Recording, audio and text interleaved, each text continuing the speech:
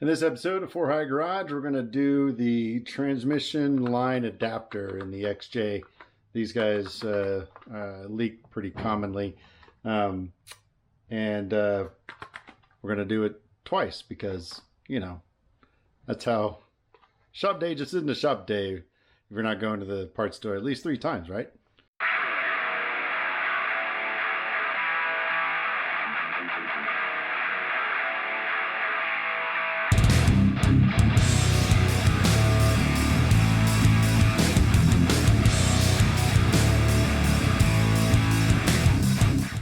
First, get your wife's good Pyrex so you can measure how much is coming out. Previously, I did this, I think it was 3.5 quarts. Should be about that this time too, but it's always best to measure just to be sure you know exactly how much you're putting back in. And then, of course, you know, run the motor and then top off as necessary, but that'll get you pretty close to getting back what you put in.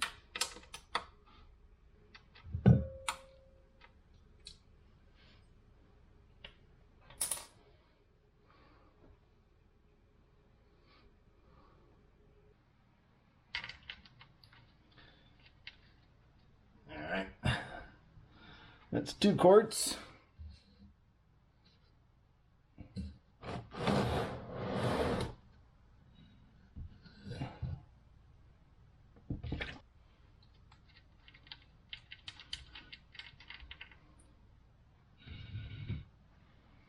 So there is the 1.5 quart line. It is just above that. So it's a little bit more than 3.5 quarts.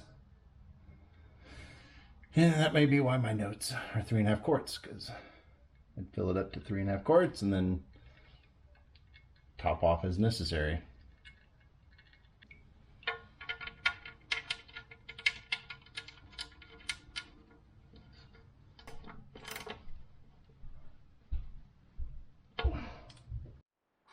All right, what we're going after is this leaky adapter piece. Dorman part 800-714. Here's the new one.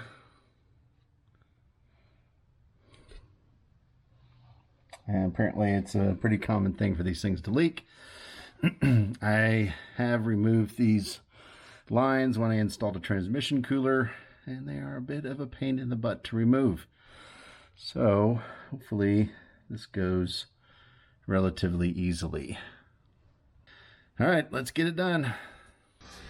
Now I've got all the brackets undone that they hang off of. It should be looser. It still feels... Oh, there's one more bracket over there. Of course.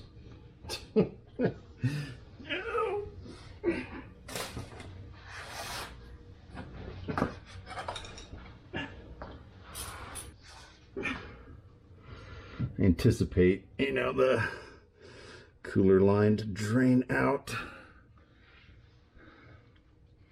These are supposed to just pinch in and pull out. Oh, sure enough, pinched, pushed in and pulled out.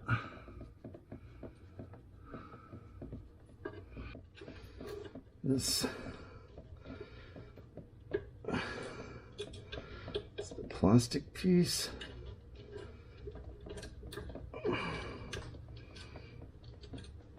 That's supposed to, oh my goodness.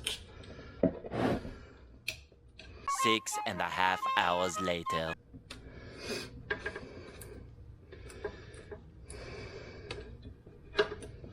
Well, there it goes.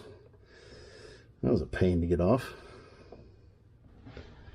Alright, new one does appear to have O-rings and all kinds of good stuff in there. This is 7/8 of an inch. No. Yeah, I need that extension.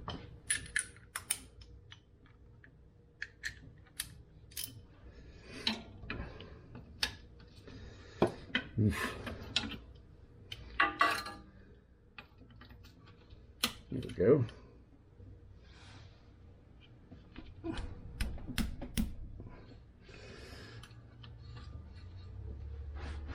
Can I get this off without smashing my hand?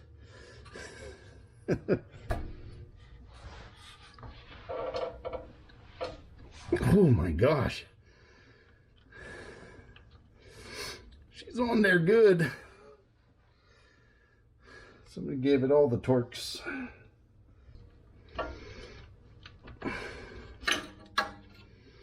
me upgrade to a bigger boy.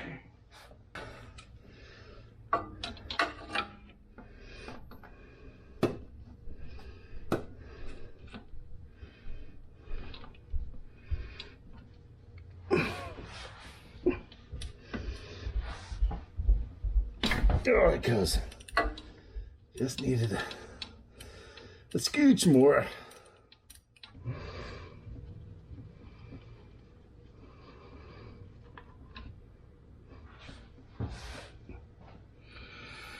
Here we go. Out she came.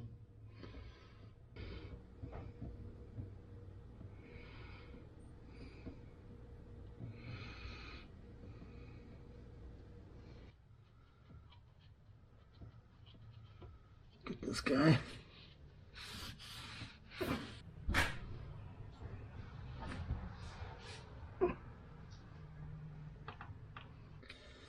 All right, I don't know what the torque spec is for this.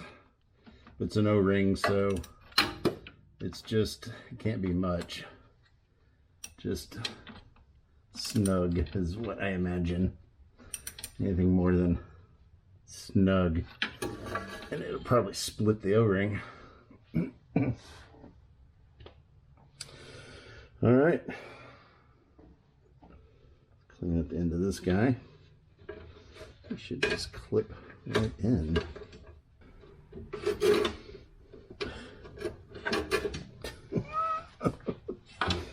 All right.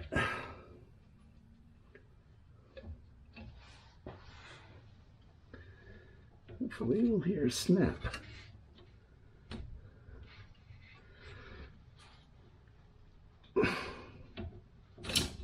Nope. Okay. Does it go on here first?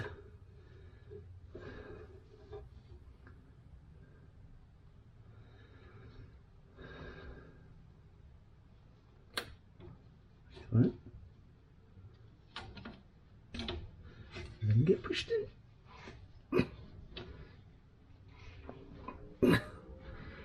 Maybe not. So.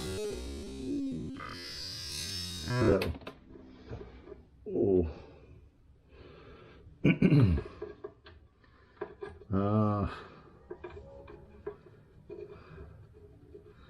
It's got a little plastic clip.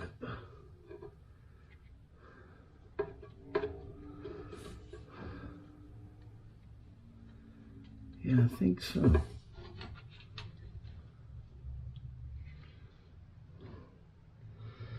Why? It's like a little extra spacer.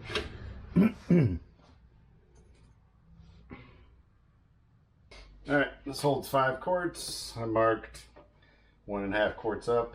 I might go a little more than that because what came out was more like it was more like 3.75, and then some more came out of the transmission cooler, so we'll see. It may be pretty close to 4 quarts after it's all said and done.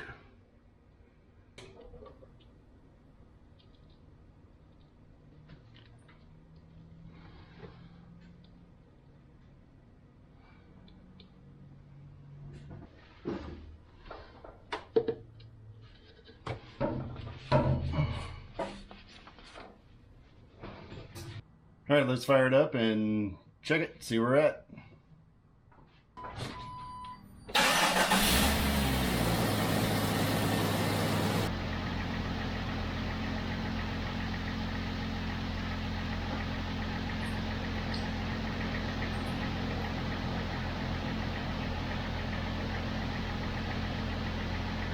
still pretty low.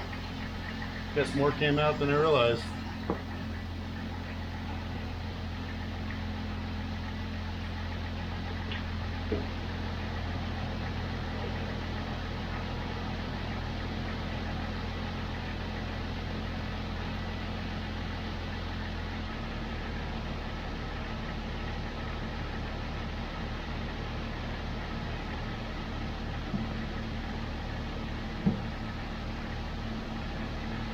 Well, that was the whole 5 quarts.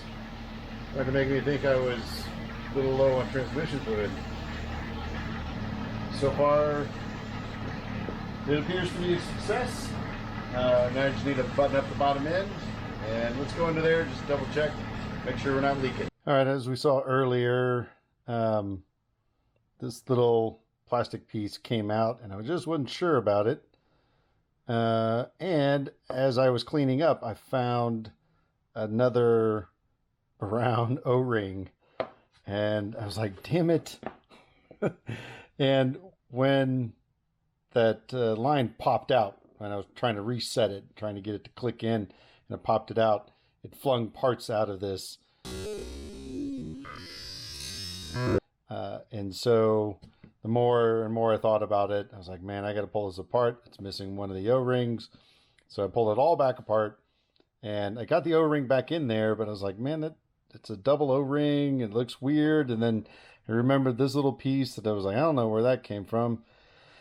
And I think it spaces the 2 O-rings out. So bottom line, I just went back to the parts store, bought another one because they're like 20 bucks. So it's not the end of the world. And let's take a look.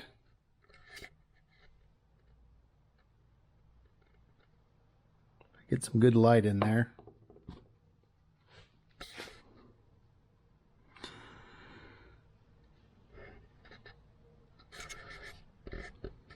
Focus.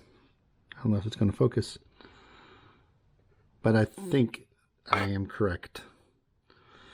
I see the 2 brown O-rings, and it kind of looks like there's this little plastic spacer between them. I'm glad that I went ahead and just bought another part. If I can pop this other one apart and slide that plastic piece in there, I'll just keep it as a spare.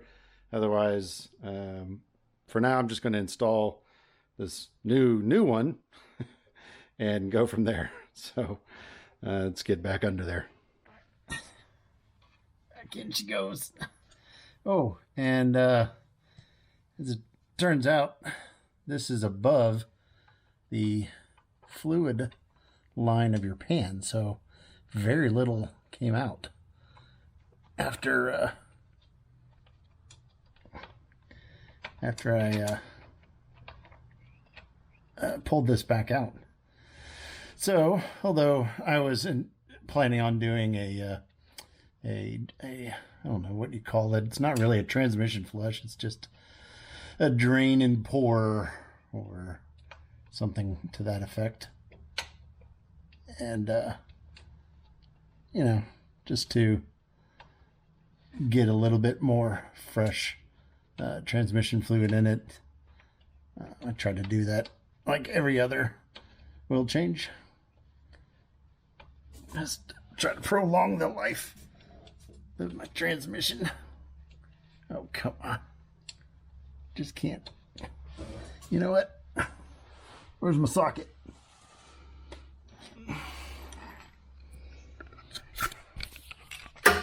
Ow.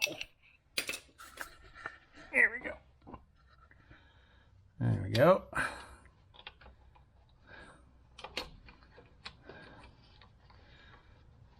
A little easier to hold on to.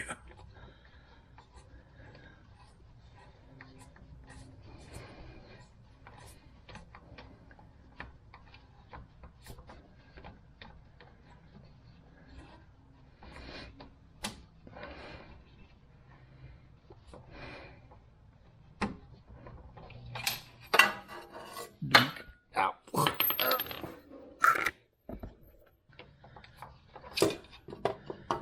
Well, these YouTubers do it one-handed. Everything one-handed. There we go.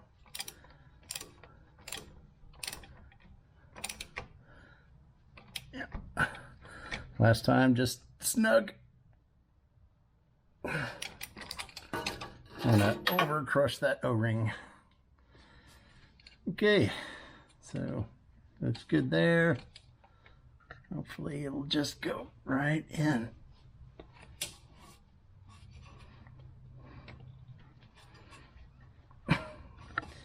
Come on.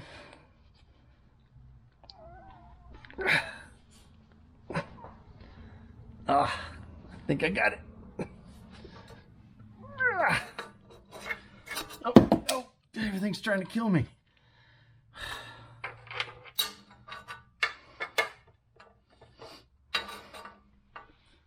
All right, looks like those clips are in place, locked in. Doesn't want to come out. Awesome. And that's going to wrap it up for this video. But unfortunately, like everything in my life, I filmed something like I did in this video, and it was weeks later before I could get around to editing it.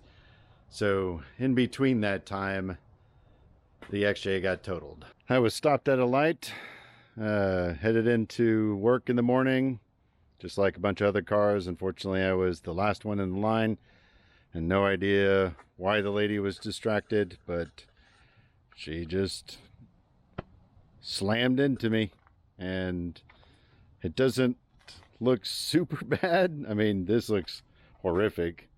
It's really what ends up taking it off the road is if you look down into the unibody quote frame, you can see how badly bent, and then down again in here, and I haven't even crawled under it, but it's enough that the 2 points of the leaf spring have been squished in, which then bowed the spring down and has caused the whole Jeep to kind of lift up in this corner. I have already secured another XJ. It's the same color even. It's a 98 instead of a 99. It's a 5-speed instead of an automatic. And there has been some things done to it. It's well maintained, but not as much as this. And so there's a lot of parts that have to come off of this to go over there. So the next few videos might be of that being done. Mixed in with those will be videos of progress on this Mustang. We will be getting on that hopefully pretty soon as parts come in. So stay tuned, and thanks for watching.